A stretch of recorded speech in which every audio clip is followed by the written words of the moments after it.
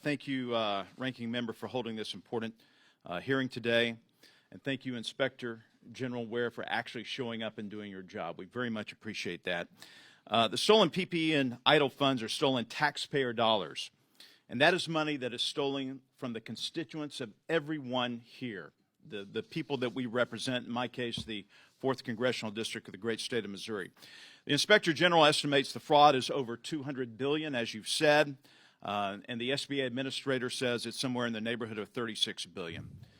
This calls into question why the SBA should increase their scope to oversee more lending, especially with fintechs.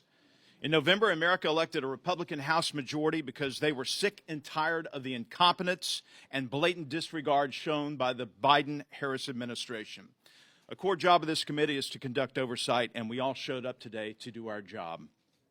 It's time for the administrator to show up and do hers, to answer us, to answer to the American people.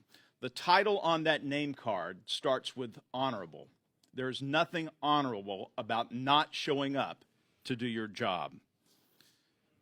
So I'm going to ask her questions anyway. She needs to be here. And hopefully, wherever she is, she will hear these questions. Administrator Guzman, the report you released estimates the fraud to be around $36 billion, while the Inspector General's report says it's closer to $200 billion. What is the reason for the large discrepancy?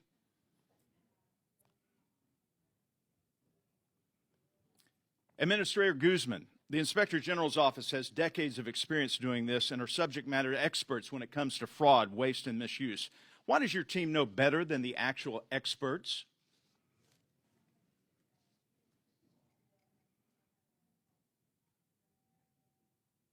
These concerning numbers, Administrator Guzman, come during a time the SBA wants to oversee more fintech lending, much of what contributed to the fraud.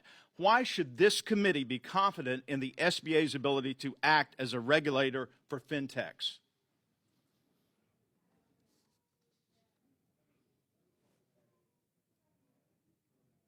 Thank you, Administrator Guzman.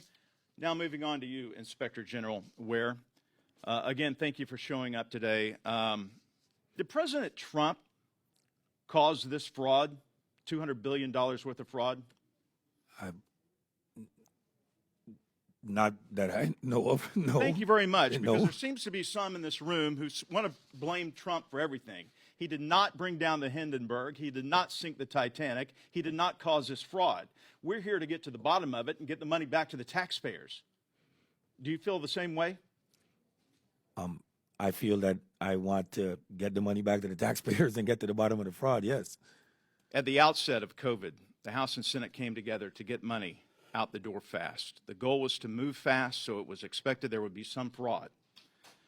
But that was over 3 years ago, and Biden has taken minimal efforts to recoup these funds during his 2 years in office. In the last 2 years, from what you have seen and investigated, has the SBA enhanced any of their internal controls or improved any of their efforts to mitigate, reassess, and get that money back for the taxpayers?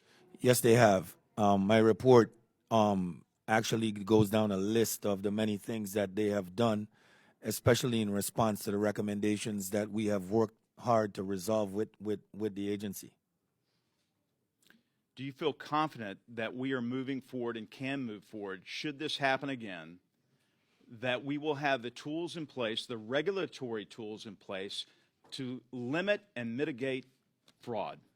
I feel confident that we are moving in that direction. There has to be a focus on eliminating self-certification in these type of government programs.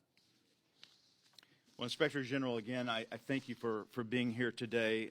It is very disappointing that someone that we pay out of the federal taxpayers' dollars and out of the U.S. Treasury cannot be here to answer questions in the primary oversight capacity that we have to help us all do better, to help Americans, to help small businesses. It's just a shame, and I'm very disappointed. I'm very disgusted. Thank you, and I yield back.